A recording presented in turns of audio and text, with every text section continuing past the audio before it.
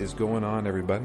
This is Drew here. I want to welcome you all to a brand new episode of Phoenix Down. This is Phoenix Down 115.3, and we are continuing and finishing our playthrough of The Sinking City. Today I have with me Matt. Hello. And Anthony. I'm talking about comic books for the last hour before the podcast started. Yes, we talked about a lot of things before we started recording tonight. I'm sure this will go so long, and I will be so tired, but that's okay. I don't think it will, if we're being honest. No, I don't think so either, because one of these, I'm going to just call it chapters, is extremely short, really. There's not much to say.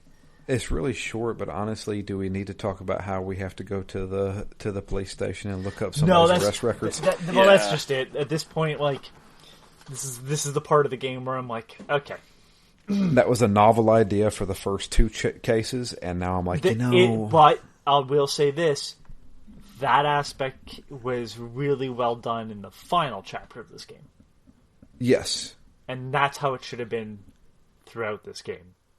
And that's where I'm like, okay, well, I now see wow, this is what this could have been the entire time. Which isn't, like, a bad thing, but it's just one of those, like, well, here I felt really stumped and felt really smart when I figured it out.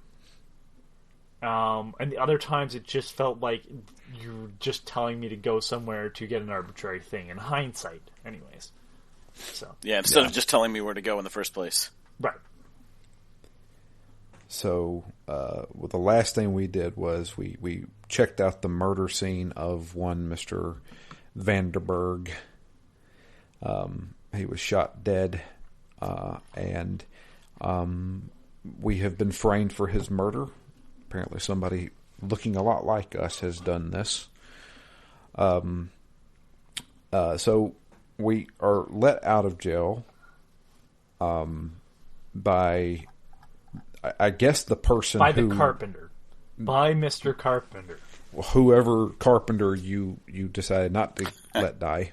But what's interesting is they don't specifically say which carpenter.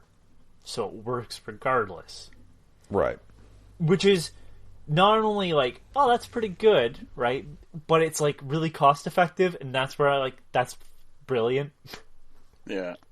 Nice and it's simple. Not like they came and met us. Yeah. But, yeah. So, the first order of business is, well, there was obviously a witness that said that they saw us there shooting. The first thing you do is go and talk to the carpenter. You go to the Carpenter Manor. Well, yeah. So, when you went to the Carpenter Manor, you had Brutus in charge. Yes. Did you see the sign outside the front? I sure did. Beggars will be shot. Beggars will be shot. I saved Graham. So, the room is pretty much the same.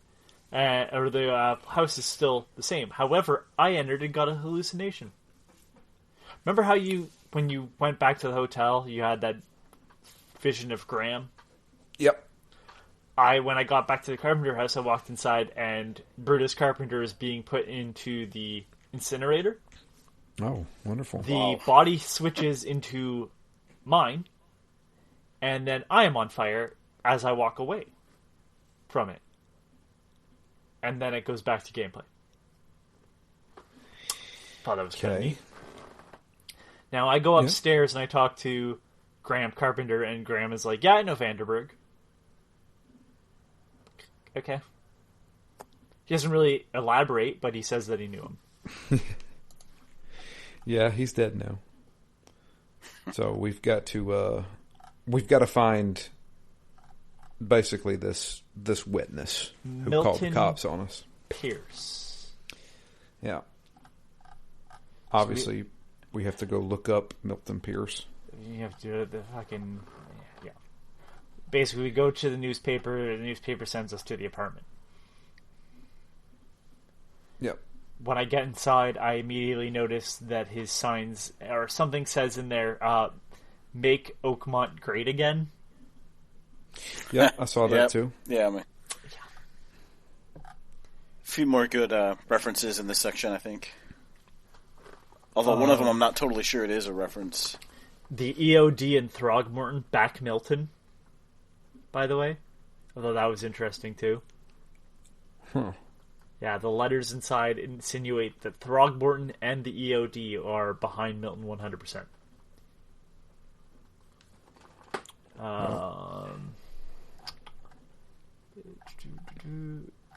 I missed out that I had to go downstairs here. So I had to fucking go back to the place, look downstairs in the dirty laundry. Yeah. Yeah, I've done that a couple of times where I've left these places and then been like, wait, I don't actually know where I'm supposed to go. I think I must have missed something. Yeah. Yeah, this happened a lot in this play session for me, too. Yeah. So we finally go to the city hall because we know Milton will be there. Yeah, he's doing some politicking. Yeah, he's a piece of shit because he says, like, well, you know, if you want me to change my alibi, you can go and kill my mother. She's rich. Yeah. Did anybody take that offer? Nope. I said I was going to, but then I didn't. I told him he can go fuck himself. Yeah, I definitely was not going to do that. So we kind of missed out on like a big thing, like talking to somebody and doing this whole big thing. Well, I went over and talked to her. I just warned her in the end. Oh, okay. Apparently, it can drastically change how we go out, how this continues. But I'm like, all right, I'm going to go help. I'm going to go find my doppelganger. So I go and find out from Glenn Byers, who looks just like me. I'm like, and that what I did like was the dialogue of like, you have any family in Boston? And he's like, no. It's like, this is weird. Yeah. And I love the actor playing the main character. Because he just delivers it with this weird monotone, but he gets a little bit of emotion or sarcasm out. Yeah. And I'm like, this just works for me. I could just have him voice this character in other things. Like, I love it. So, did you decide to help your doppelganger who killed Vandenberg? I sure did. Because apparently some thugs came in and kidnapped. That'd be Billy. Billy who saved us. Yeah, Billy this guy's come up multiple times now. Yeah, who was there at the beginning, and I went, all right, well, I'm going to go take a visit to Billy. So I went and visited Billy, and Billy was like, go away. And I went, no, Billy, you're going to release the family.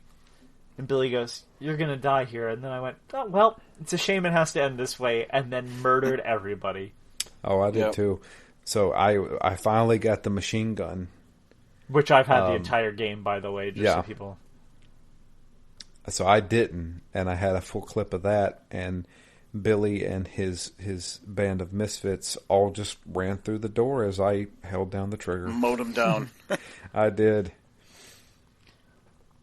Now, so, in one of the rooms, you find a map with everything that's happened. Yes. On it, which was weird. I mean, obviously they've been following us for a while now. Yeah, I wasn't sure if it was like a, hey, if... Yeah, I was like, I don't know, it was very odd. Now,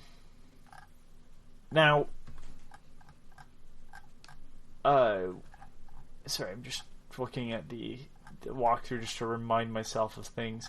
So I'm like, okay, well, now I have all this stuff to figure out, and I went, Milton's kind of a piece of shit. I'm going to frame him for murder. Yeah, and that's exactly what I did as well. I told him to turn himself in. Always, you told... always the narc. Told the doppelganger to turn himself in? Yep. I said, basically, I've got the evidence, just do it.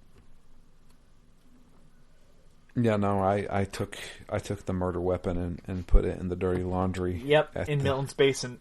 Took a photo. I took a photo and said, ha-ha.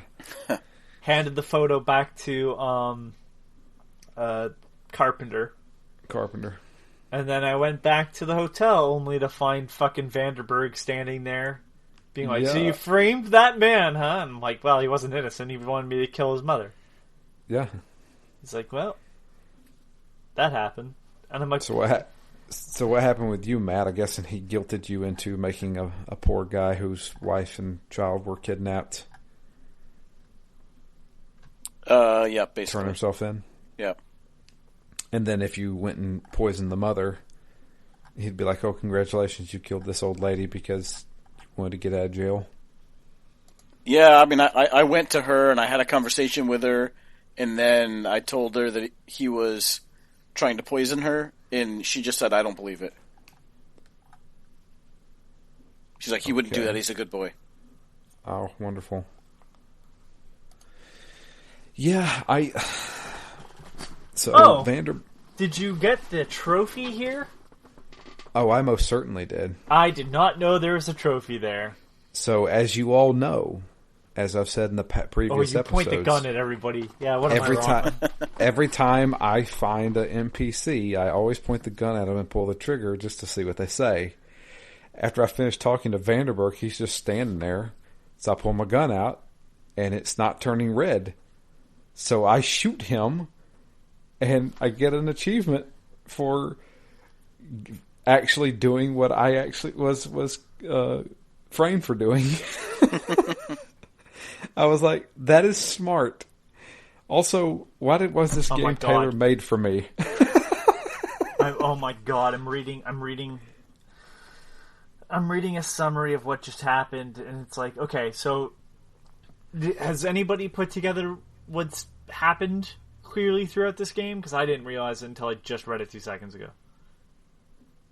Vandenberg is basically grooming us to become the seed. Well, that was obvious. What color does Vanderberg wear? Orange or yellow? Yellow. What was the gang that Billy was part of? The Yellow Turban Rebellion. Yellow Scarf. Yellow. The Yellow Kings. Yeah. Yeah, Johannes. Oh my god. Yeah, I figured. I did not think Billy. about that. I figured he hired him, but he didn't have to. He was in charge of the gang. Yeah.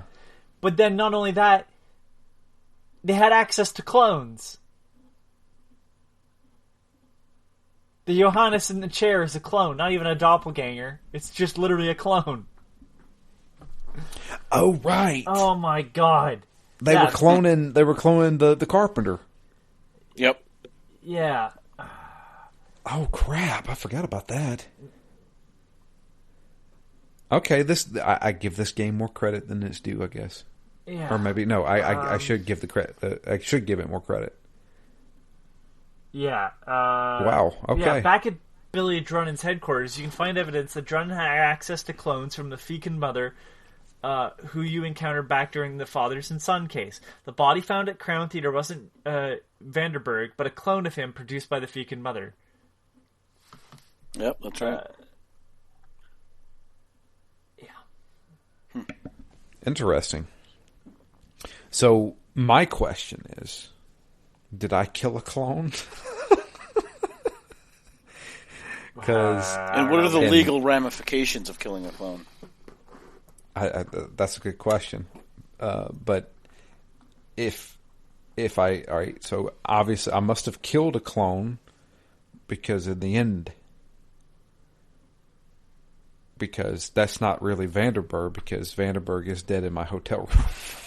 So here's an interesting thing. So because what you and I decided, Drew, Milton Pierce gets hanged and killed.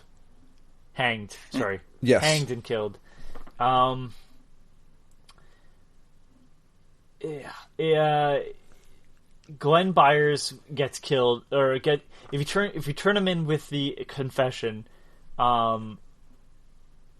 he's basically going to be released probably because the Carpenter lawyers will try to appeal for a lighter sentence at least.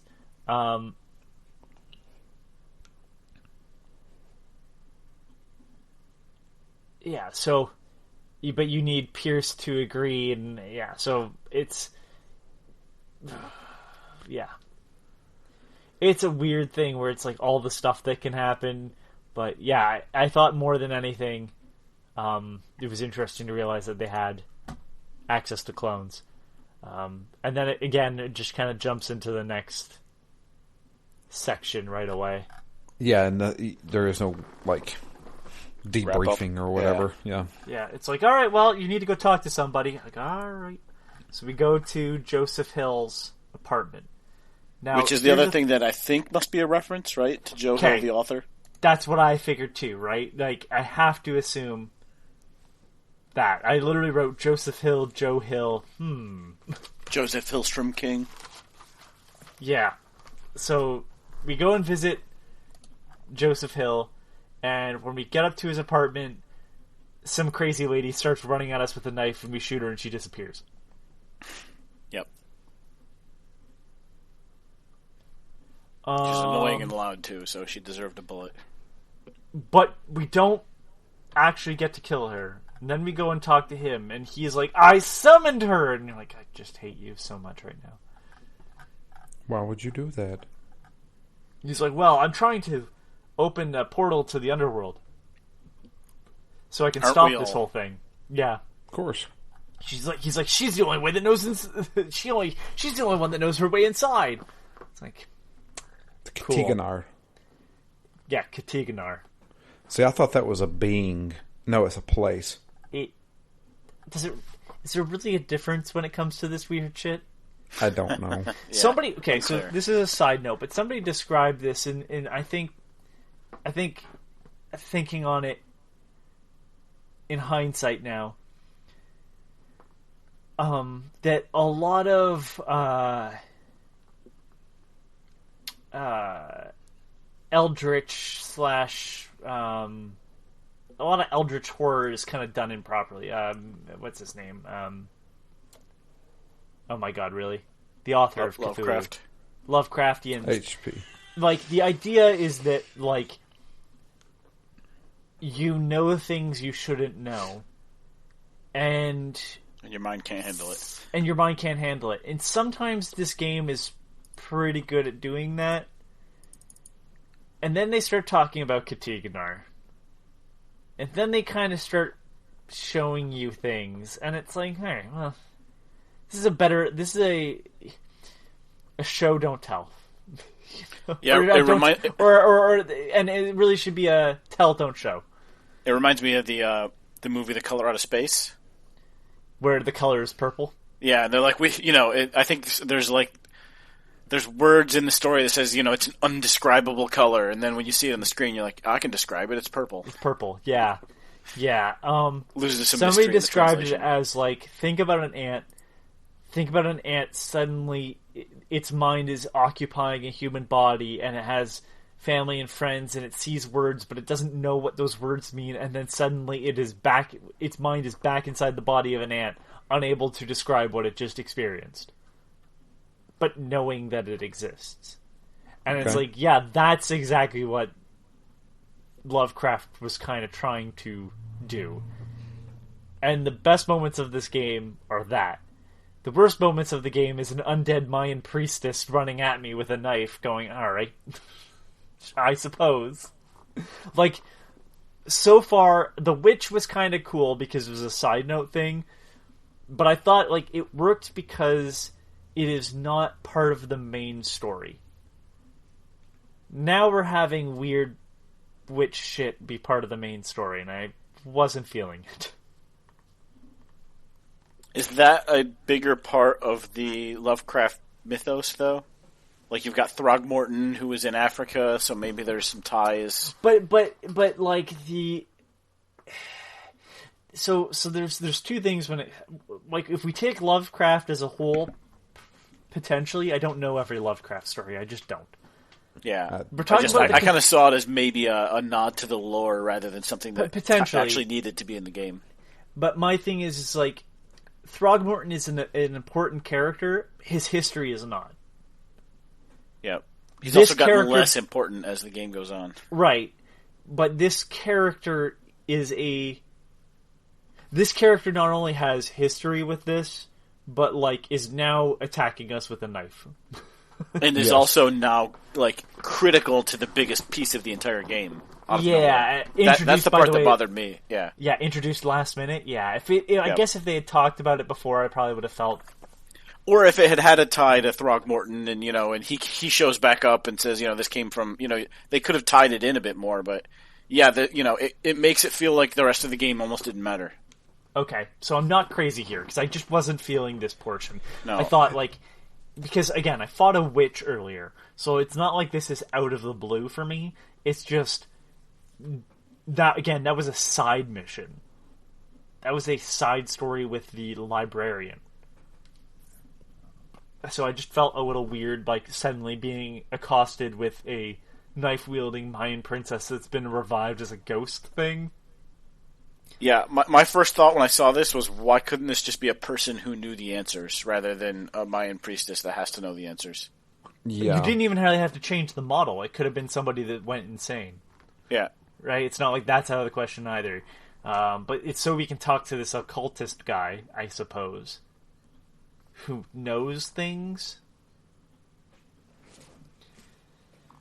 And he gives you information about, like, she's essentially a vampire too, which is another thing where I'm like, really? Yeah. So then we go and I think we have to go. Yeah, we go to the police department. And we're looking for vampires, and then it sends us to an alleyway, and then we kill some monsters, and then it's like she's taking control of somebody. And here's the thing, as I'm observing the crime or whatever, I got a piece of evidence that said, hey, this person was staying in the Devil's Reef Hotel. So I went back to Devil's Reef Hotel. Oh, it was the "you owe me money" slip. I go back and he's like, I fill a bunch of these because you never know who. I'm like, so you don't know who this is for? And he went, no. So I had to go back to the crime scene, re-examine it, kill monsters again. Dude, I did the exact same thing. Turned the backpack around, found the thing I needed. Yeah, I was going to say at the end of this, if there's one sin I feel this game, executes, I just really didn't like when I would pick something up and look at it and then walk away and there was something under the thing I looked at. Yeah. Come on, just put it next to it so I can see that there's two things from the start. Don't you stack things on top of important things all on top of each other on your desk? So they're not visible? This happened twice in this playthrough. Yep. Yeah. So we go to a hidden lab and we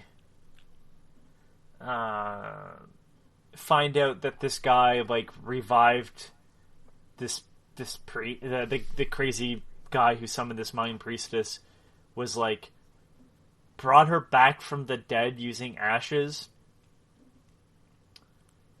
and mixed with salt, and then was torturing her, and then she escaped and took over the body of the guy that was helping this crazy dude. And so I'm like, alright, so I'm like, hey, you wanna know? And so Usha, the priestess, is like, I want you to kill. Does anybody remember his name? Hill. I want you to kill Joe. And I'm like, okay. So then I used the Mind Palace, and I'm like, I need to kill both of these people. Hill has been vicious and mean and doesn't give a shit about human life, really. He says he wants to stop this, but he's doing it in the worst ways possible. He just let a vampire loose, basically, on the city. Yep. And I'm like, and Usha is a vampire crazy lady. So I'm like, alright, so I go and return to hell, and I'm like,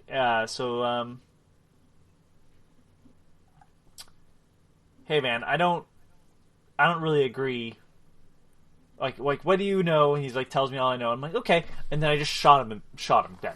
Go downstairs. Oh, wow. You did not? No. I did. What happened with you, Drew?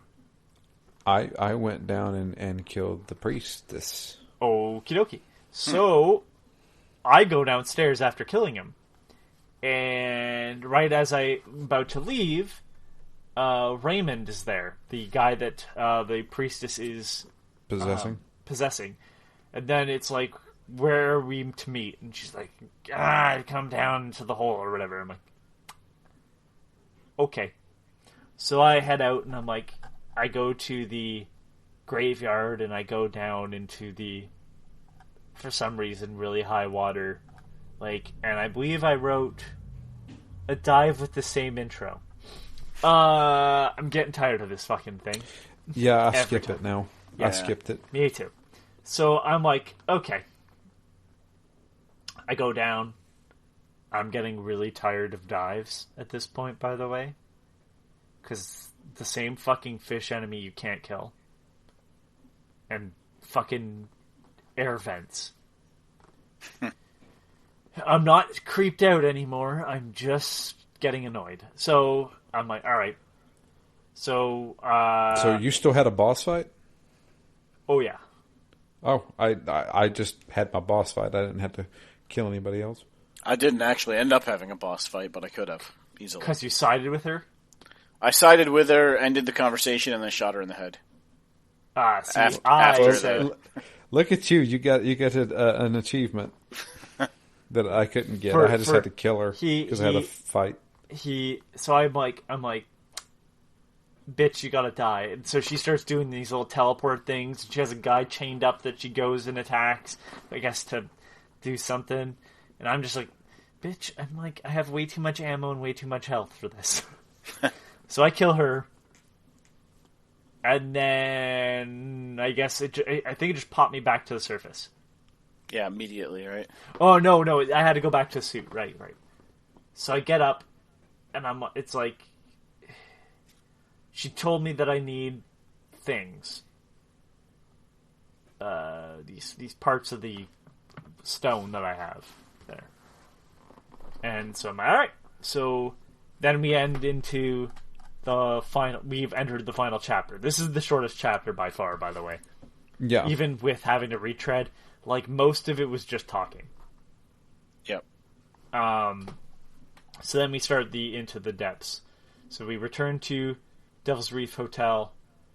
I guess I did not have a hallucination about killing Joseph or Usha, probably because I killed both. So we head to St. Michael's Church, which I'd been to once before, but didn't get to do anything in. This is one of the coolest designs in the entire game. We go to the church in the center of the city, where there's a giant spire. And we find out that everybody is self-immolated inside. Yes. Yeah. Not only is that a cool visual, the chained up man that they're like praying around is a fucking great design. Yeah, they have one outside the place too. Yeah. And I don't know, there's just something about it where I'm like, that's a brilliant piece of design work. Feels very Ayn Rand. Yes, that's exactly what it was. I haven't been able to nail it. I'm like, it reminds me of something. Yes, I'm very Ayn Rand. So I'm like, I'm looking inside, and there's a lady up there, and she's like, oh, it's part of the cycle. We all set ourselves on fire just to get ready. And I'm like, don't do that. Yeah, it will hurt a lot. Yeah, it'll hurt a lot. And then got a trophy.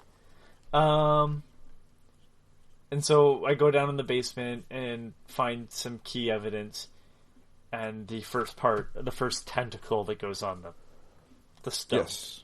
And this is where I started to wander around the city going, I have no idea what the fuck I'm supposed to do. Yeah, I even found the second one and still had no idea what I was supposed to do. So the first part of the instructions is as follows, just to make it interesting for people. The first monolith, by its mere presence, shall transform a man from ordinary to renowned. Once the water rises, he will divine inhuman treasures never before seen, drawing crowds and acclaim to his humble abode. Many shall praise him, transcribe his words, and share his face on paper. Seek the monolith, for it hides what the seed desired beneath the azure cloak. Okay, so first of all, I walked around this city. There's a ton of spires. A ton of them. That you cannot access. I looked. I'm like, alright. I'm trying to think. I'm like, is this a thing to go to, like, back to one of the fucking early buildings? And, no, it's not. I'm like, so I'm like, okay, so I have to, I'm like, where do I go? And then I'm like, Jesus, like, so I wandered around one day for hours trying to figure out where these spires were. Because I'm like, these are the most cryptic it's been. And then it hits me after, so that's the first one, but I'm going to go to the second one because this is how the order I did it. Now I'm reading, so fuck you. This is the, where is it? Sorry, I'm just trying to find the second note. This is a really weird way to do this thing. I actually had a problem even getting into the church the first time because this was one of those points when you were back in the Reef Hotel that there were two things stacked. Yes. So I got all the way to the church. I couldn't open the front door. Yes. And I'm like, what did I miss? I eventually ended up, I couldn't figure it out. I eventually pulled up a YouTube video, and I'm watching, like, the bonfire in the front yard, and there's, like, the torches are lit up, and then I'm looking at my game, I'm like, there's no bonfire, there's no torches. I've definitely missed something. Yeah. Okay, so the second part of the instructions is the second monolith, portentous and proud, shall be delivered unto Oakmont with disciples 3, each identical to the last. They shall enter this world at an certain hour, as the first young citizens of Oakmont after the waters rise. Seek the monolith, for it holds that which the seed desires. Okay, so I thought there was going to be 3 identical stones or some shit. Yep. So here I am thinking these are big riddles about land, like the actual, like, things that you can see, landmarks. And then I realize, oh my god, they're talking about triplets. So I go to the hospital. And then I'm like, okay. And then I'm like realizing, wait a second. So then I'm like, okay, hold on. Oh shit, they're talking about a famous guy. That'd be the newspaper. So I trudge over to the newspaper, and I'm like, holy shit. I figured it out. So I head to the coast first. Which immediately I see the monolith, and I literally say to myself, fucking goddamn it, I was just fucking here. I went to this one, specifically knowing that the monolith was here from earlier in the game.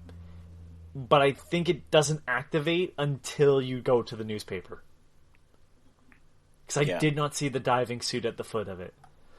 So I explore around, and then it heads me to the house. I get inside, and the guy inside is like, hey, don't go down there.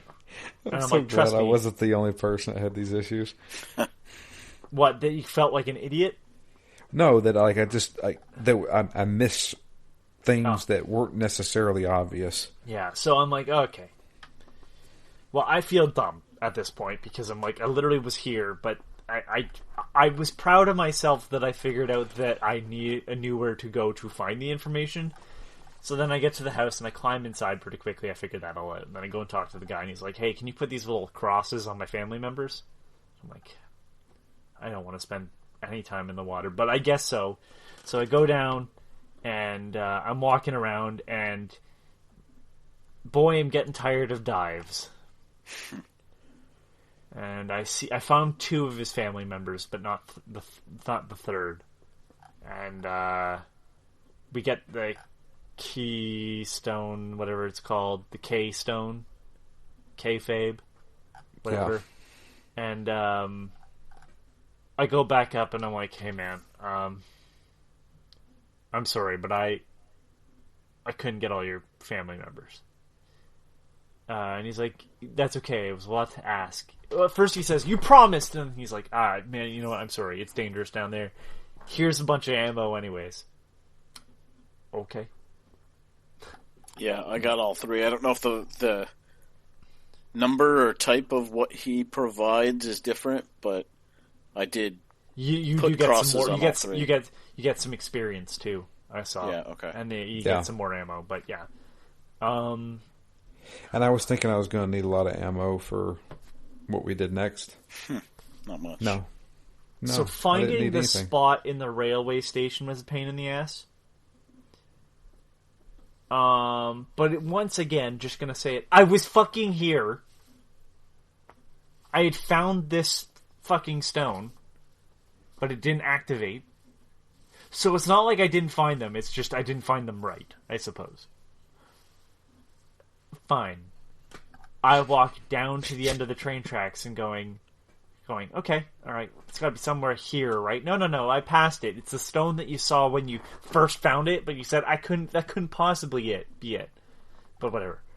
And then you do the retrocognition, and you find out that some guys were trying to take a big boulder, and I'm like, okay, so I follow the little path and find the stone worshippers' residence where they were literally eating a rock.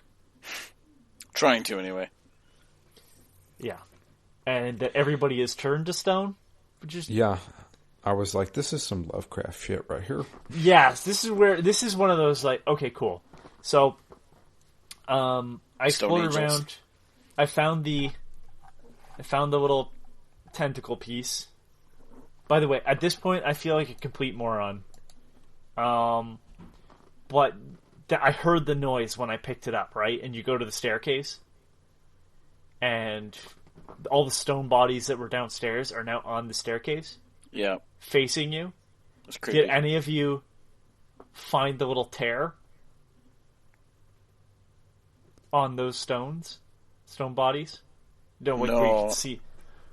I found the one upstairs that led to the little side room. So you when you go downstairs, like you get it for like a split second, like the little white on the edge of the screen that tells you that there's something nearby. And I like look at the body, and I can put on my vision or whatever, and I can see that little tear that shows you like an image with a little bit of audio. Mm-hmm. And I don't remember what the dialogue was, but it was something about, like, don't you take it, or something like that. And I hear, boom! And I turn around after I close that vision, and all the stone bodies that were upstairs have moved and are facing the doorway from the inside the room. Okay, I didn't get that part. I saw them go up the stairs, it was but I didn't see the other part. So awesome. I was like, because it startled me, and I turned around, and they're all of a sudden all facing me and pointing at the people on the stairs, too. Like they're fighting. I was like, that's more... They needed more of that shit in this game. Yeah. Weird things that made me feel weird. You know? Condemned did that the best. If you've ever played Condemned that has game. some fucked up shit in it. That's one of the mannequins. No, just the whole game in general. Yeah. Isn't it Condemned that has you go through the it's either Condemned, yeah, it's Condemned 2, I think, that has you going through like an office building or whatever, and the lights keep flickering. You're with like some guy who has a gun. Anyways, those games are messed up. The Doll Factory in number 2. Yeah, no thank you. So this is where I didn't realize I had to go back to St. Michael's Church, where this whole thing started, and go back into the basement. Yeah. Yeah. End it all. Yeah, so you put I had to go back because I found the, I opened it, got ready for the dive, and he was like, I can't do this without being fully prepared. Wait, did you not have one of the tentacles? No, I did. It was I had to go back and talk to the guy. Oh. And I was like, I really? Luckily, I did figure out that I could pull the right trigger and run, but holy crap. Finally, you're doing the last dive. Yes. So, this is just a long walk, and then there's a squidfish. I hate these fucking enemies. I just walk right by it. Yeah. It's just annoying. And they're like, oh, you said the flare on the flare. The flares don't work. The flare gun underwater is a piece of shit. Yeah. That's been useless. The spear gun works for 3 seconds. Yeah. Yeah. Just enough time to reload it. Okay, so here's where so we finally get to the end, and it starts getting trippy, and I appreciate trippy shit. We're on the boat that we started the game on. Yes. And this is where I thought Chad's theory was going to start coming into play. Oh, I have some comments on Chad's theory, and how I wish it was true. Yes, me too. So you start walking through, and I'm assuming, like, when I walked through the hotel, I saw some people that were dead by my decision. So right before I went down the stairs, forgot to mention, there was when I talked, did you have a long conversation with the guy that lets you dive inside his house to go get the one piece of the one key piece or whatever? Yeah, I did. Did you mention that you just wish you had this was all the ability a dream to go back to Boston? Yeah. Yeah, I wish I'd just wake up and that's have the a cup line. of coffee. Yeah. Yep. Because that plays, and I was curious if you guys hadn't had that talk, would that have played during the hallucination? Because at the top of the stairs, there's an empty wheelchair, and as I walk up to it, old man Carpenter, Brutus Carpenter, is sitting in the chair, and I'm like, I killed him, and I killed the guy that was just here too. And it showed me all the people I had killed before the people that had died based on their own accord later.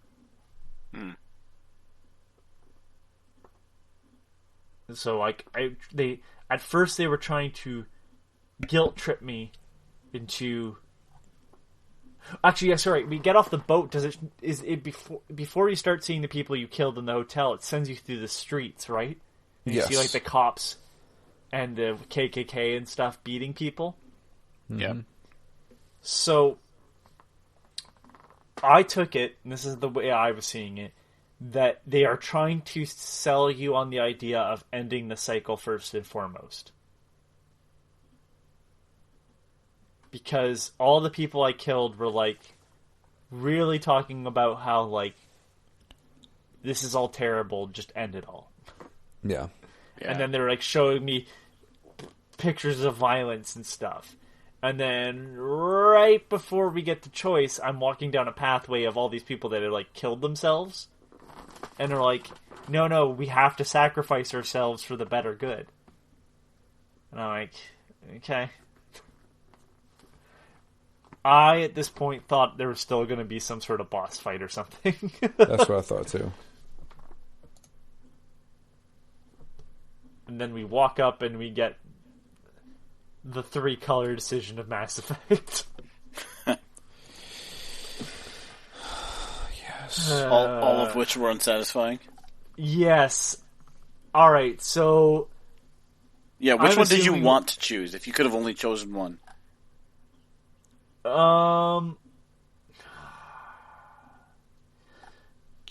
So I'll tell you. So let's go with this.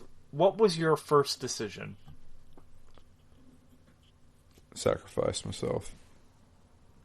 Continue the cycle.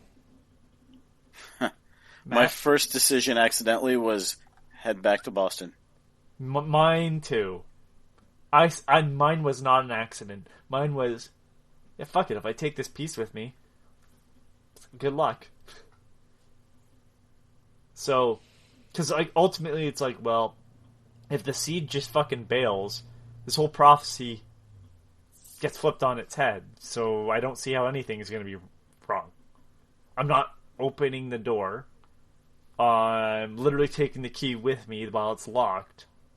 I don't see how this is going to be a problem. And the video for this is a bearded... What's our character's name again? Gage? Reed. So, it's a bearded Reed sitting at a bar drinking, and he sees some people pointing at some newspaper or whatever on the wall. Then Vanderburg shows up out of nowhere, and a flood starts happening. Blah, blah, blah, blah, blah. So I was like, alright. That was an ending. I assume this is the ending they want no one to choose. Clearly the other two can't be this bad. Okay, so I'm like, alright, well, you know what I'm going to go do and choose the restart the cycle. Right? Which is kill yourself. This is my favorite ending. Which is where you kill yourself, Vanderburg, and then it shows Vanderburg standing on the dock waiting for a boat to come in. Yes. And he seems not pleased. Now, my interpretation of this is the implication that it's not the next seed. I was thinking it means that this is literally a cycle. Oh, it's you coming back for the first time? For the second time? Like, this might have been not the first time this has happened. And maybe that's the reason why Vanderburg pretends he's dead at one point. Maybe a little too sick of you. Yeah. No, there's more always a of girl. like, there's always a lighthouse. Yeah, you know what I mean? I'm probably reading too much into it. To be honest with you, you're probably right. It is probably the next seed. But my thing is like, the city is literally sinking. This is not a new thing that's happened. If the city is sinking, even if I end the cycle, the city is still in the water. So I would have to assume, like it would just be naturally swallowed up because that's how weather works. That's how structural integrity works. So my assumption would be that if the city is still around, it would be literally have to be a cycle, like, of time. Again, probably reading too much into it. I just saw it as like it was a new seed coming. Yeah, that's what I thought, but I like the cycle version just as much. Yeah. And then the third option is you get to see the thing option, which is... This is what I wanted. So as I was picking all my choices, for the last hour of this game, I said, this might not be the best choice for the world, but I want to see the thing. And then they start talking about you might transform your body into something else. I was hoping for body horror, goddammit. I am so into this, because earlier in the game you could see tentacles in his sleeves and stuff. Oh, one thing I will mention, that was creepy. The underwater portion where you're walking towards the door and there's the tentacles hanging down, that made me uncomfortable. Well, see, I started going insane at that point, and so the whole room started getting darker and darker. Well, that would have been perfect timing. Yeah. Yeah, but that was my preferred choice, the one I wanted from the beginning, if I could have only chosen one. And you only see a little bit of burning on his face as he gets swallowed by the thing. Yeah. Which I took to make he got no powers, nothing special out of it. No. Yeah, And then the monster comes and the big tidal wave comes. But you don't even get to see... Yeah, you see a big tidal wave. You don't even get to see the monster destroy something. Yeah. And I picked that one to be the most visually satisfying, and it was definitely not. I will say this, and this is not to shit on Drew, because we were talking beforehand on how we would... Because, again, these games are unfortunately intrinsically linked, this and Call of Cthulhu. Yes.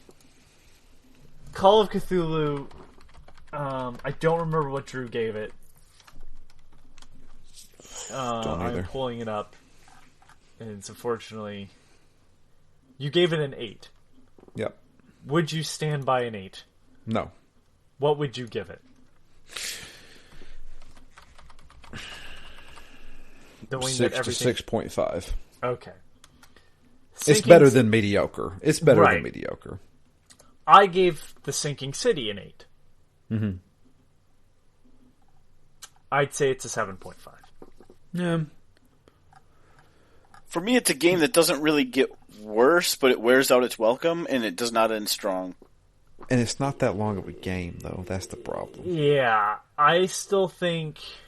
A game that's kind of, I wouldn't say short, but a game that's standard You know in what? length I'd say it's wears a 7. out its welcome. I'd say it's a 7. You know what? I'd even drop it further. You're right. The wandering across the city, which is something I even said in my review. By the time you're done the game, I was more... At one point, I was more... If it meant going in a boat, I was more excited.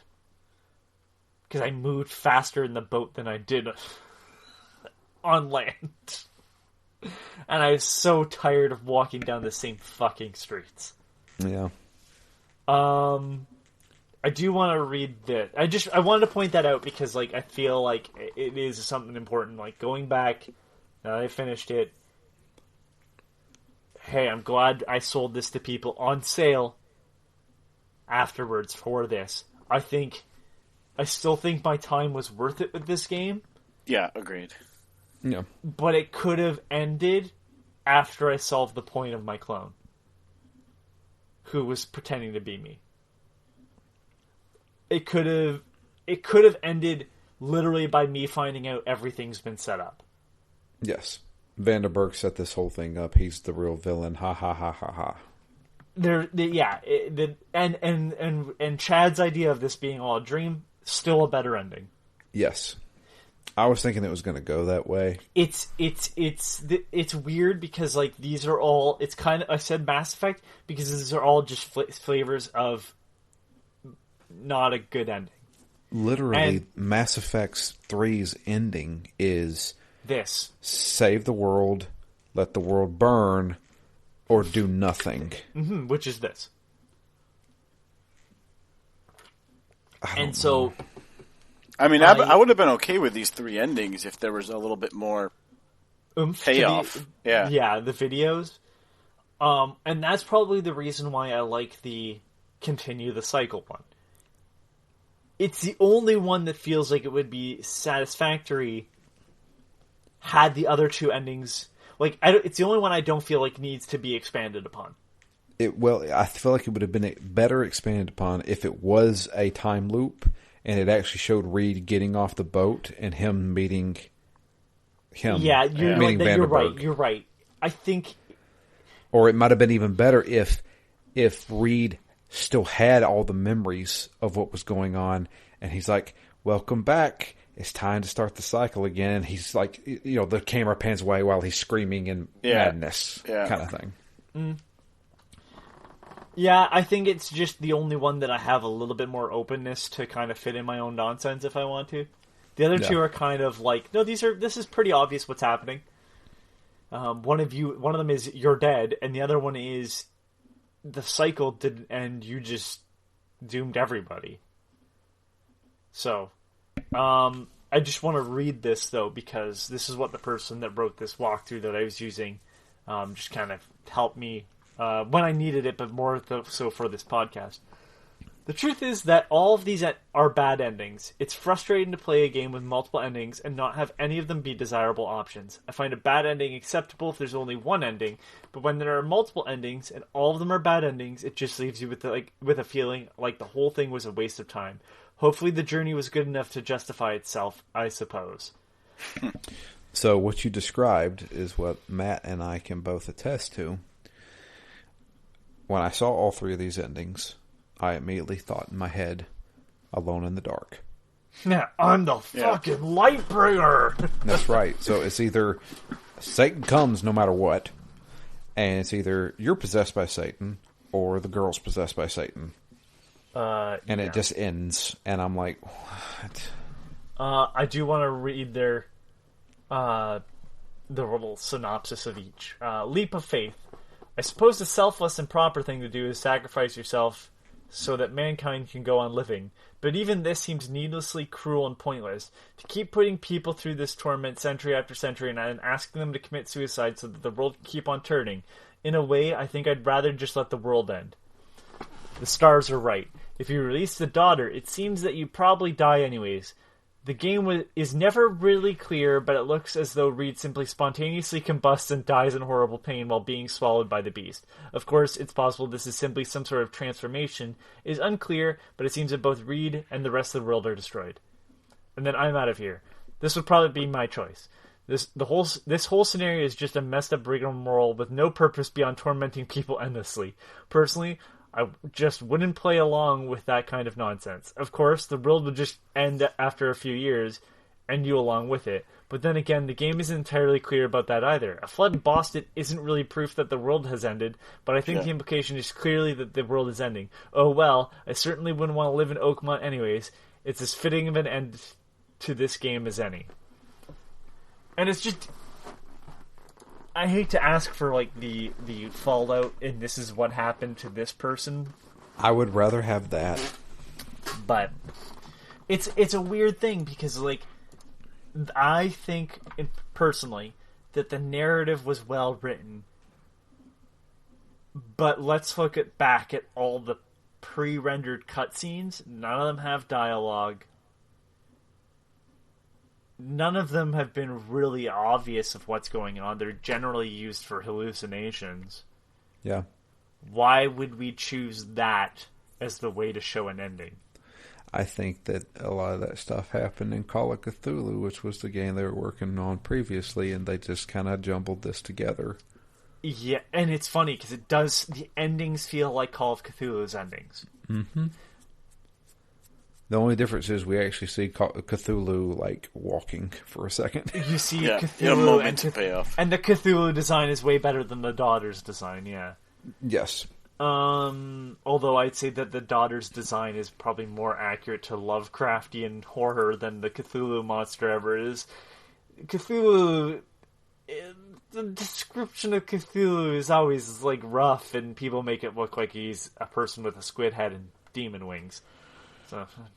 No, mind you, I don't know. It's weird. It's a better game than Call of Cthulhu. Yes, it's got a great narrative. They should have done it in engine to tell us an actual ending to the story. So now I have a question for you two, because I don't really know if I have an answer. I can't think of one off the top of my head, and if I had thought about this beforehand, maybe it would have been better for me to have an example. Can you think of anything that's got a Lovecraftian story, game-wise, that has a good ending? I can't name that many Lovecraftian story video games. Yeah, and I haven't played some of the old Lovecraft games. The only thing I can think of that's Lovecraftian would be Mag Runner or Alone in the Dark. Does that not have a rough ending too, though, Mag Runner? I don't remember. I know you see Cthulhu in it. Yeah, you do. What was the ending of Eternal Darkness? I can speak to the ending of Bloodborne. It's weird. The end of Eternal Darkness, right. I think that ends okay. I can't remember. I'm looking. I looked up Lovecraftian games. I have never finished it because I didn't like the game on console, and I just didn't want to play it on PC. The ending of Darkwood, which is not the normal Lovecraftian setting, and I wouldn't even say it's Lovecraftian. I'd say it's just like otherworldly abominations. Darkwood has a pretty good ending. Not a positive ending, but a good ending. But like looking through it, it's either like games I don't know about or games that don't have fantastic endings. Because guess what else is Lovecraftian? Alone in the fucking Dark. Yeah. Yeah. So granted, I haven't played any of the other Alone in the Darks. I've only played the one from, Yeah, and the original ones are more Lovecraftian than the later ones, but just A New Nightmare, I guess, is that good? I don't know. I don't know about A New Nightmare. I'm talking strictly about your one. I don't know about the endings of those games. I'm not sitting down to play Alone in the Dark, all classic ones. I'm just curious, I'm wondering if this is an issue that, because like outside of Bloodborne, and Bloodborne again is a weird ass ending, satisfying one, and that's speaking as someone that didn't play it but watched someone play the entire game. Because I just don't have interest in those games.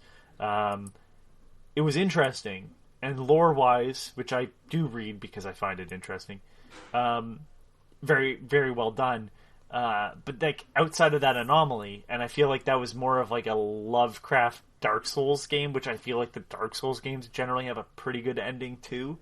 I can't think of anything that's Eldritch horror / Lovecraftian that ends satisfyingly. Like, I'm not asking for a good ending, like as an happy emotional ending. happy ending, yeah. But I'm asking for a well-written ending. And I just don't... Maybe that's an issue video games face. Because it's now we've played 2 of them on this podcast. I've played both of them with you guys. And I just don't know if that's a problem throughout. So maybe someone will write in and say, and you can DM me here on we have 2 emails. Okay. Hear them. Let's hear how I sold a piece of shit to people. All right, let's go. No. Let's see here. This first one comes in from Dustin.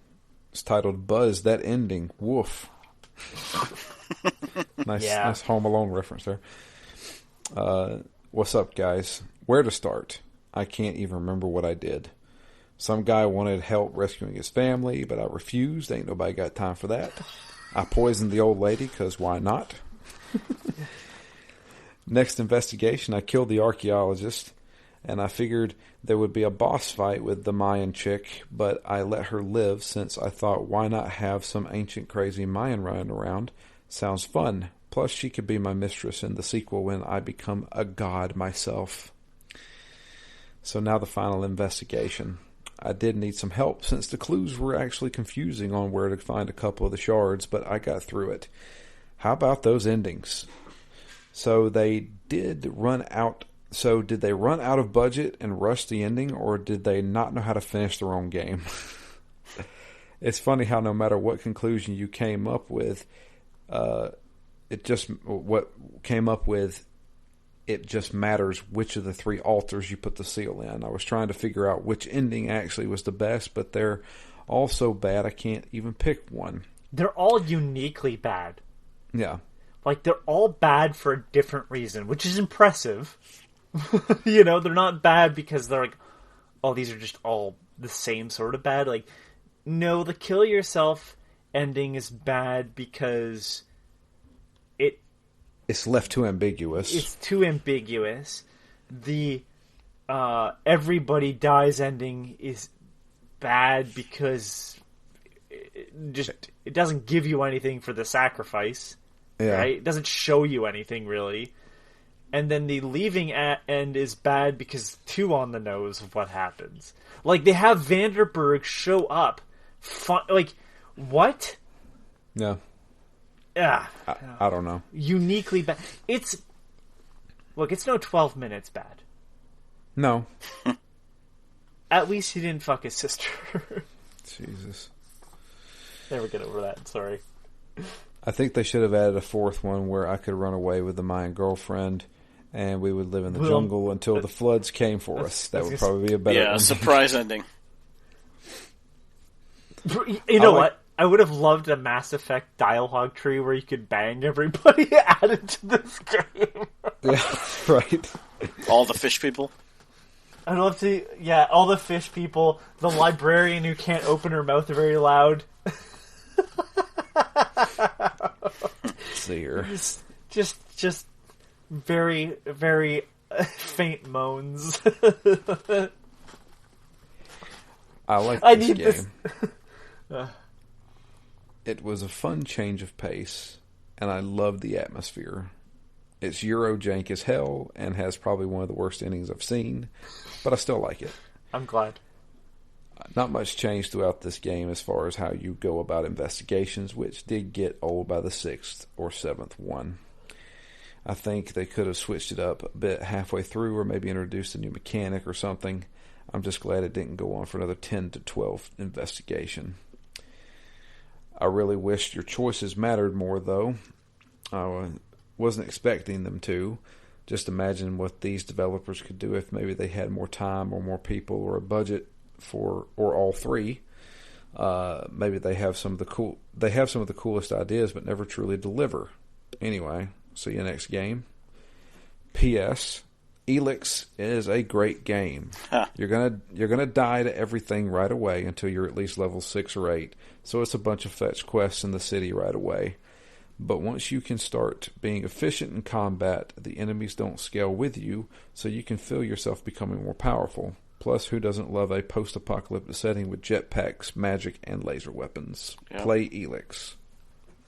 Oh, it was never a don't play Elix thing. It was just a warning that I felt the difficulty curve in that was a little rough. And that is it's a minor complaint when literally they're the only people doing that. It's kind of like this game, where it's like all the complaints I have, specifically mainly about the endings, it is okay because it's still a unique experience. And Elix, yes, you could say, well, there's other RPGs, but none that are like in a post-apocalyptic world, but futuristic, but also got magic in it. And the environments are very not like the normal, like, oh, look, it's a bombed-out shelter. Like, the closest thing I can think of is Biomutant, and even that is very different feeling than Elix. Because it's not as RPG, like, heavy. I just thought of something while you were reading Dustin's email, though.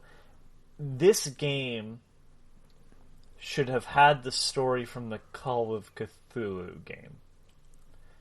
The plot should not have been to find out about why you're having visions, but more of finding someone in the city. And then finding out they're caught up in this Cthulhu mess. That would have been a better way to do the story. That way, you could have had an ending where you left. Like, there could have been a good ending for the main character, even if it wasn't a good ending for the city. It's weird because those are like Call of Cthulhu and The Sinking City are clearly two games built out of strife, which is something that we usually don't see. We don't usually see the products of a game development splitting, because clearly, and this is how I know, the fucking optimization on the pre-rendered cutscenes in both Sinking City and Call of Cthulhu are some of the worst pre-rendered cutscenes I've ever seen in my life. It's not the quality of the animation, but the fucking quality of the video itself is terror bad in both of them. I do not know what compression codec they used, but whatever it is, it looks like early versions of DivX that were put out at like 480p. They're terrible. The blacks aren't black. They're always this weird like white filter over it, so it all looks faded. It's bizarre, and that's how you can tell like these two games, like, not only they were not like, oh, well, one started over from scratch. There's zero way. They were using some of the same tools. It would explain why the characters in both games are slightly stylized, not really, like, the art style's not deviated enough. It's just, there's certain aspects where it's like, clearly these are games that were built out of the same base starting point. And as the one team left and the other team took over, that starting point was never really restarted for Call of Cthulhu. And I don't think I can think of another game where we see, like, that happen. But I totally see how the Sinking City should have Call of Cthulhu's story, and that Call of Cthulhu just probably shouldn't exist. I'm not saying that because it's the worst game ever. I'm saying it because that team didn't really do anything with the elements they had built. And the things that they did do were bad, like the dice rolls behind the scenes. But the story element was made sense more than the sinking city. Like, you're here to find out why you're having the dreams. And somehow that's brought you into a full prophecy. And maybe that's a little too hard to buy in comparison of these things make you kind of go crazy, and I'm actually looking for someone that painted this painting to find out how this is causing me to go crazy. And I've been sent here to find this person. I don't know. It's a very weird scenario where I can't think of two games that are so intrinsically tied to one another without, being in the same series. Yeah. I'm Next trying email. to solve a problem that doesn't exist.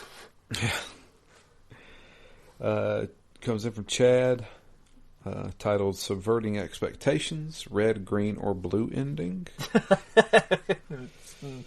Yeah. Howdy, crew. Well, I guess we all know what was causing the city to sink now. It was sinking into that colossal wet fart of an ending. Now, I'm generally a positive person, and I give games a lot of passes on This things is not going well. that other people nitpick, but that ending was just bad, bad, bad. Yeah, agreed. I enjoyed the large majority of this game, up to about the last 15 minutes. I was ready to call this game a diamond in the rough, an overlooked hidden gem, if you will, but that ending left such a bad taste in my mouth. Usually I'm just disappointed in this type of thing, but I was kind of mad about this one. If it was decent, if it's a decent game with a bad ending, sure, I'll be disappointed. However, when it's a really good or great game with a bad ending, things within my vicinity start to get broken. Okay, I'm exaggerating, but I'm not sure they could have made this ending any worse. My first choice was the left path, where Charlie can sacrifice himself and possibly delay the cycle. I picked this one first because they made it sound like the cycle would be delayed for 100 or 200 years. I figured that would be at least buy some time. However, I got a 30-second cutscene showing the boat at the beginning of the game pulling up to the dock with Vanderberg waiting on its arrival. I interpret that to mean that the cycle basically started over immediately and someone else just showed up to complete the ritual. I figured I must have misinterpreted something or accidentally picked the shittiest ending possible. Fortunately, there is an autosave feature right before you select your ending. For the second ending, I went right, picked the option where Charlie walks through the underwater cave door, I guess. Yeah, which leads where? I don't know. Boston. Boston a few years later. Right into the Prue. He says fuck it and skips town. It shows him at a bar in Boston later, and then everything gets engulfed by a giant tidal wave. I assume this means someone else showed up and completed the ritual. Time to reload, pick option 3, right down the center. Charlie walks face first into a monstrous butthole, and a tidal wave destroys everything. Although the shortest and shittiest of the 3 endings, it somehow felt more fitting. I spent most of the game hoping they wouldn't write a cliche ending where nothing is real and all these events are the delusions of a war veteran with PTSD, but now I think I would have preferred that over this turd fest. That's exactly how I felt too. Please God, don't be a Saint Elsewhere ending. And I'm like, yeah, I really wish it was a Saint Elsewhere. Yeah, for real. Oh, I'm sorry. I feel bad for recommending this game, and it's so weird because I felt happy that people were enjoying it, and then as soon as I got to the ending, I went, ugh. Alright, I'm done ranting. Overall, I enjoyed all but the last 15 minutes of the game. Excuse me. Overall, I enjoyed all but the last 15 minutes of time I put into this game. So I would still say it's worth playing. However, I refuse to believe that this is how the writers intended the end to end the game. I feel like they ran out of time and money or got caught up in some sort of production problem. Why are endings so hard for people to write? Seriously, more often than not, endings to games, books, and shows are incredibly disappointing. I feel like long-running TV shows are the worst culprits. I can probably count the number of TV series that had satisfying endings on one hand. That would be an interesting discussion if it wasn't for spoilers. Till next time, Chad. Okay, so I any chance I can, I will sell the Watchmen television show, which is a sequel to the book and not the movie. So, you have to read the book to kind of get the most out of it. But the brilliance of the Watchmen television show to end after one season, thank God, because I don't know what they would have done had they not had to wrap that up in a season. Lindelof, who was in charge of Lost, but I'll get into that in a moment, did a great job and bailed. He said, I'm not doing another season, and left HBO being like, I'm not doing another Watchmen season. And HBO said, we're not doing another Watchmen season then. It's not his fault that Lost is a mess. I know some people love that show. I'm just saying. I think it was a fine ending to Lost. But it should be noted that was not thought out the whole time. That show started because a bunch of money was given to J.J. Abrams, king of starting shit, but can't finish it to save his life, to make a pilot. And he did, which is, the plane crash on the beach. Yeah. And he said he brought on Lindelof to help him, and then left to do Star Trek. Yeah. And it's like, well, Lindelof now has to take the... Where's this going? There isn't a planned ending. He was paid to do a big, bombastic pilot for a TV series. And I find, a lot of stuff is like that. And I think that's part of the reason why people are, for other reasons, disappointed with Marvel stuff right now. Because how do you continue going after you have an amazing ending? And I can think of game series that do that, where they have a great wrap-up trilogy, and then they put out another game. I fear that's what's going to happen with The Witcher.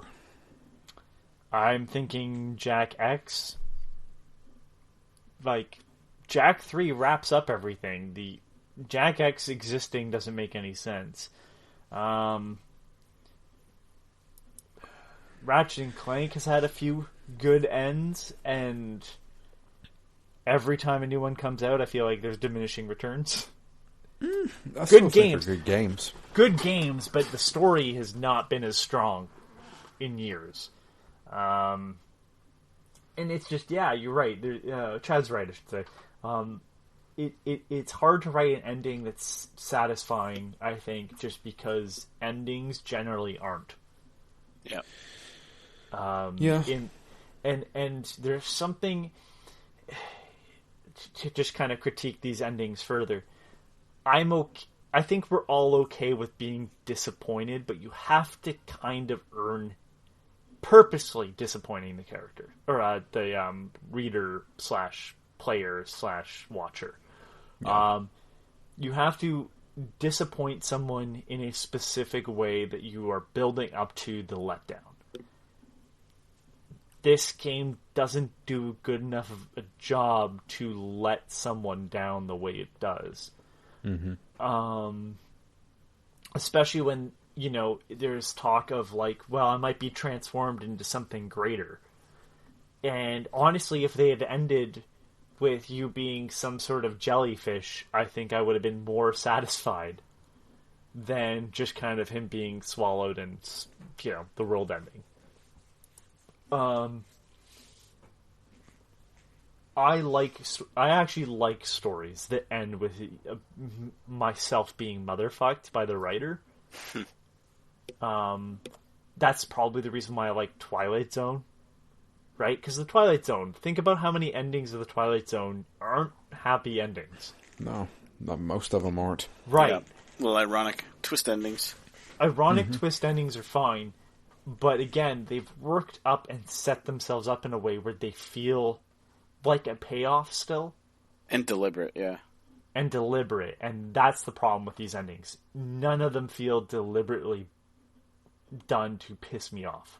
They all feel like they just fizzled out. Black Mirror, same way. Oh, really?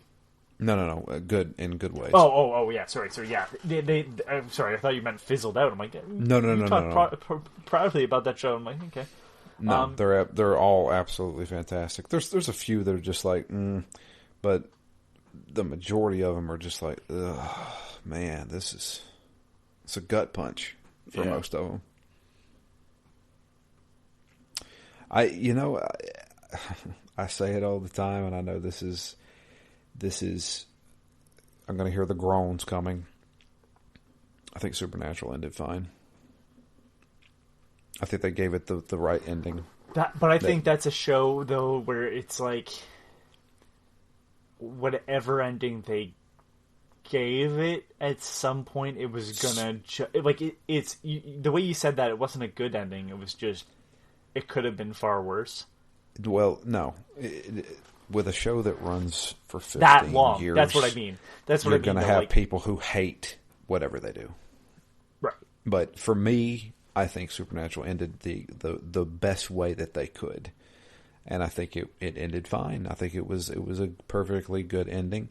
Now, granted, if anybody who's ever watched Supernatural before, they originally wanted to stop at season 5. And season 5 had that ending. But they added one little part to the very end of it that allowed the show to continue. But originally, season 5 was supposed to be the end. And that was a perfectly fine ending. And it was good. And they could have totally left it there, and it would have been a fantastic show that I suggested to everybody. Do I still suggest that show to people? Absolutely. But it kept going. It kept going. It kept going. Can I potentially spoil another game? I'll let you know what they are. I'm not going to be like just randomly give you an ending. But can I spoil Shadow of the Colossus ending? I mean, sure. I don't think Statutes up. I would say so. I mean, that's a PlayStation I mean, I've 2 given game. I've given a fair enough warning. I think that I'm just gonna. That is a. You know what? I can say it without even going into detail. That is a game that has what I would consider a good, disappointing ending. Everything that you fight for in that game doesn't pay off, and it is a motherfucker of an ending, but it earns that moment. It does everything it can to make sure that you understand why it is not. It's kind of and I'm not sure how many people will know the Bible, but the story of Moses ends with Moses not being allowed into the city of God. He dies before he gets in there, even though he's just led a bunch of people across the desert for God. He's not allowed in. He dies before he gets there. There is a poetic nature to it, not only in the story of Moses, but the way they do it in Shadow of the Colossus, which has a lot of biblical references in there. And there's something that is satisfying about that ending while being so unsatisfying. And that is the work of somebody who's clearly put in the time to make sure that even though they know they're going to disappoint you, that it's still a well-written and well-thought-out ending. And I think if we had at least heard Charles Reed speak or say something in his final moments, even a voiceover over a black screen, we probably would have, I don't know, walked away a bit more satisfied. But he's silent, which is not something he's been throughout the rest of the game. Stuff just seems to happen. you know, it's like this character we've spent all this time with it just doesn't matter. Nothing. These things are going to happen, and we don't ever get to hear his thoughts. So it's just this really shitty ending, and it's a small change. To just have voiceover would be a small enough change where we could probably rework these into something less shitty. Yeah. But they're just these mostly silent videos.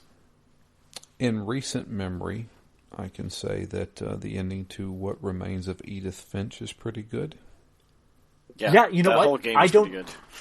I don't even love that game. I don't. I've said, like, I love a couple parts of that game. Yeah. A lot of people talk about the Fish Factory. Yep. Absolutely the best part. One of the most brilliant pieces of video game making ever. I also liked the bunker sequence where the guy keeps waking up. Brilliant. Love how that... And that's a great example because all those stories end disappointing but satisfying. And the bunker entire one family was cursed. The bunker one made me feel... I laughed and was like shocked, and I was impressed with that they could sell me on this character that is very, very short-lived in terms of the game. But yeah, you're right. The ending is even extremely well done. So while I didn't love the game, I can at least recognize like how well that's done. And just, man, this I have to assume it's budget with Sinking City, because it's not like they were bad writers up until that point. Yeah. Another game that comes to mind, Brothers, A Tale of Two Sons. I've never finished Brothers. I've started it up. Absolutely I should go back to brilliant. Absolutely brilliant. Yeah, I need to put a lot more time into it. That the ending to that is really good.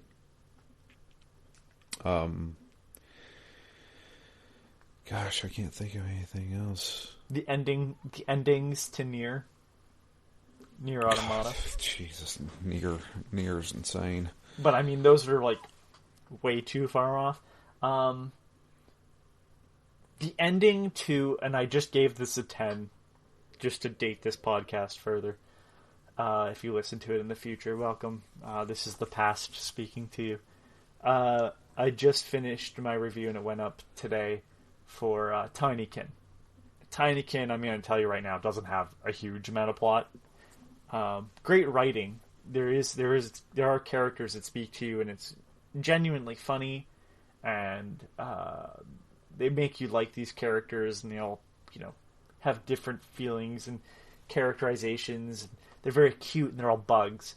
But it's got a very, I don't want to say dark ending, but it's this very solemn ending that is happy, but it's not.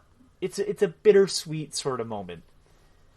But there's something about the character design at the end that you meet that's talked about in the rest of the game. This is not spoiling anything. I'm not going to tell you what they say or whatever. And it's just this brilliant wraparound that made me go, wow, you were working to this and I didn't expect it. And after playing a game that good, and to sort of have this really moment where it takes me out of all the fun I was having, just to kind of make me go, wow, that was a much deeper story. I was really impressed with it. Good endings.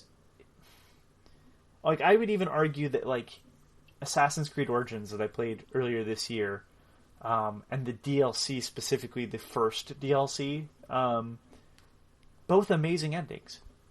Both just really great character studies. I'll say this, because a lot of people crap on it.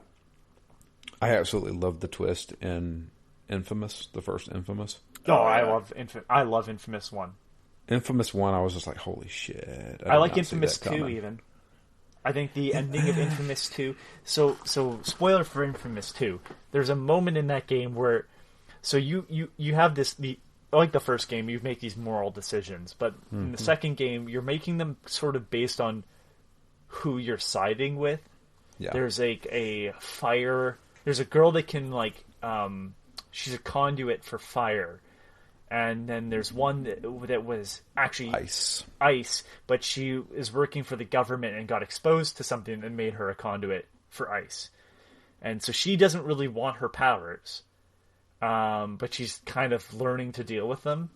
And the fire conduit has had powers since the Awakening, and she's kind of the bad character that you're following. And the government agent with the ice powers, she's the good character. And at the end of the game, there's a decision to stop the beast or become the beast. And to stop the beast kills all the conduits. And the roles reverse. You really find out that the person that's good is very selfish and isn't willing to die to save people from this mass destruction. And the person that's fire is willing to sacrifice themselves to save everyone. The choices in the first Infamous game are some of the best moral choices I've ever seen in a video game. I love how they fuck you no matter what you choose. Yes. Brilliant. Save your girlfriend or save these 6 doctors. Save doctors. And no matter what you choose, you don't win. It is so brilliant. I love the twist in it. Good. The twist is so fucking good. Oh my god. Why did they screw that up in Second Son? Why? Well, Second Son is dumb because conduits still exist after 2. This is a good ending. So my thing is that in Second Son they gave you choices like, save yourself or let this poor woman, this old woman, get tortured. What? That's not a choice. Yeah, I still liked Second Son, but I'm an Infamous whore. I understand that, but that game is not canon as far as I'm concerned, because it doesn't make sense for conduits to exist when literally that is the good ending of 2. If it was based off of the bad ending, I'd understand. But they already said that the good ending was the canonical. One. Yeah. And then they don't make Infamous games anymore, so there you go. And then they just stopped. God, Infamous 1 is fucking fantastic. So I have one more example of good endings and bad endings, and it's from the same game. So Dark Cloud 2 is one of my favorite PS2 games, probably one of my favorite games of all time. Oh, that's Love the story. Love the story in Dark Cloud 2. Dark Cloud 1 has a good story, but Dark Cloud 2 is one of my favorite fantasy stories ever. I love the fact that your partner is from the future, and like your mom is from the future, and that's the reason why she's not in your life anymore. And it's just this really intertwined. It's not only a great game, it still looks brilliant because they did cell shading, and all the mechanics and God, there's so much to that fucking game. The photos, taking photos to build ideas. Anyways, the ending, marvelous. Your partner goes back to the future. It's kind of this, like, again, bittersweet, which I seem to fall in love with because I don't like being being told everything's okay now, I suppose. Yeah. She goes back to the future, and the world is safe, and all the bad things are gone. And it's like, I've lost a friend because she had to go back to her time. And you don't get, like, Max doesn't get his mother back, and all this stuff. And then I'm like, but it's a good ending. And then you started up the secret dungeon that happens after the game is done. There's one more dungeon, 100 floors. It's a thing they did in the first Dark Cloud. I'm like, cool. Let's do this. And in the first Dark Cloud, there's no story to this extra dungeon. It should be clarified. That extra dungeon is purely extra, and you fight a special boss at the end. Dark Cloud 2 does have a story, and it continues right off of the end credits of the main game. And you continue through, and then Monica comes back from the future, don't know why, back to the past to help you out, and then the special ending after you're done, she just stays in your time and they clap and everything's good. And it's like, you had an amazing ending. An ending for doing extra stuff shouldn't be worse. Should have got out while you were ahead, I guess. And I haven't even, like, if you're like, oh, he spoiled the ending to Dark Cloud, I was going to play that. There's so much shit in that story, I have not touched even a portion of it. Don't worry about the endings.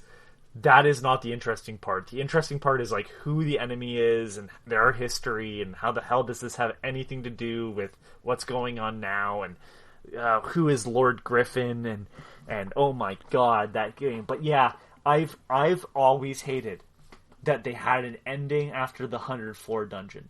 Just let that be a thing that exists just because I want more game. Yeah. Don't add story to it, especially if it's going to be bad. Just have an arbitrary, like, I made a call to the future, she showed up. Done. I don't need an ending after, and then just run credits once I'm done the game. Yeah, it's been one of the most irritating things since I played it over a decade ago. That story has just been pissed me off. Ugh. I have always wanted to play Dark Cloud. Dark Cloud 1 is definitely the game you have to play before Dark Cloud 2, because they make references to Dark Cloud 1. But it's not that it's a direct sequel. It's just that Dark Cloud 1 is worth playing, but if you play Dark Cloud 2 first, you're going to hate Dark Cloud 1. It is so primitive in comparison. Yeah. Oh, the town building. Anyways, yeah, it just... The secondary story in that is just not good. Like, it just should not be an addition, because it's like, it feels like you're tacking on a blue ending. You know, this not a great overall thing. No. All right. Well, that's the sinking city for us. We tried to not talk about the sinking city as much as possible. No. We talked a good amount about it. It's fine. I enjoyed my time with it. I think we all did.